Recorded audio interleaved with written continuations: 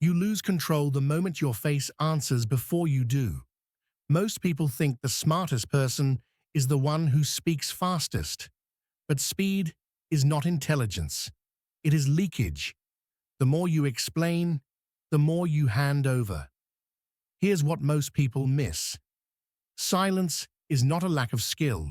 It is a refusal to give free information. Nietzsche keeps returning to one brutal idea. If you can't command yourself, you'll be commanded.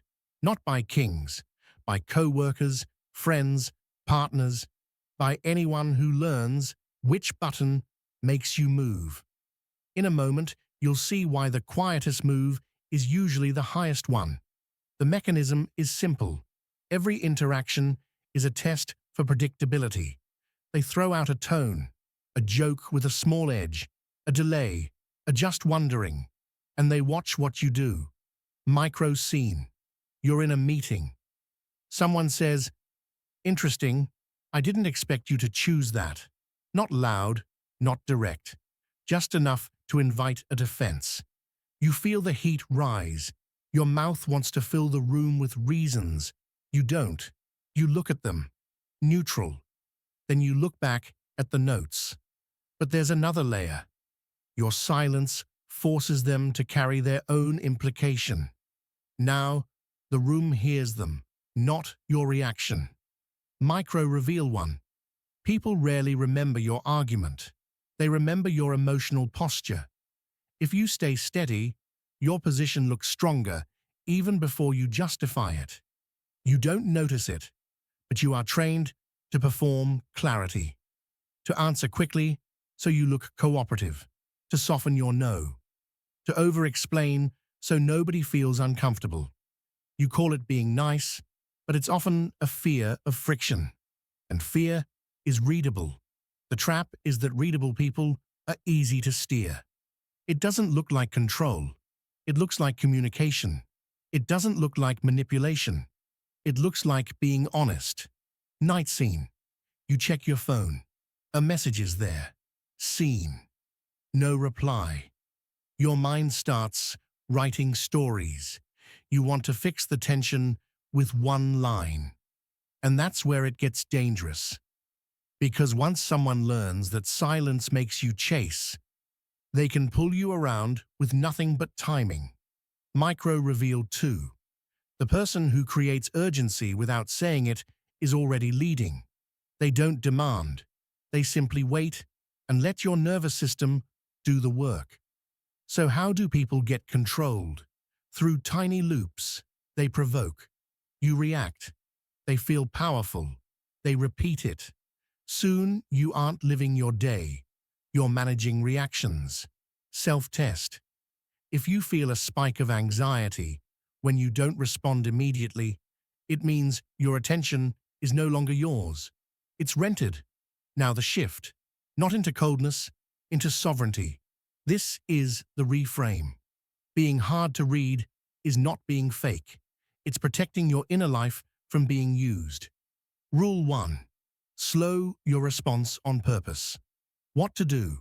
When someone pressures you, add a beat before you move. Why it works. The pause breaks their control of the tempo and gives you back choice. Example, they ask a loaded question in a group chat. You read it. You don't answer in the first minute. You answer when your body is calm, or not at all if it's bait. In a moment, you'll see how quickly the pressure disappears when it stops working. Rule 2. Replace explanation with a clean boundary. What to do? Use short statements that don't invite debate. Why it works. Explanations create a door people keep pushing. Boundaries close it. Example, instead of, "I'm sorry, I can't. I have a lot going on," you say, "I won't be doing that." Then you stop. No extra sentence for them to grab. Rule 3. Let silence do the interrogation. What to do? After a provocation, ask one calm question or offer nothing. Why it works. Silence triggers projection, and projection reveals intent. Example, someone says, "You're being distant lately."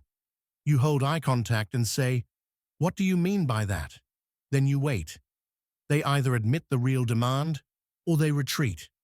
But there's another layer. You learn who wanted you and who wanted access. Micro reveal 3. When you stop feeding the game changes players.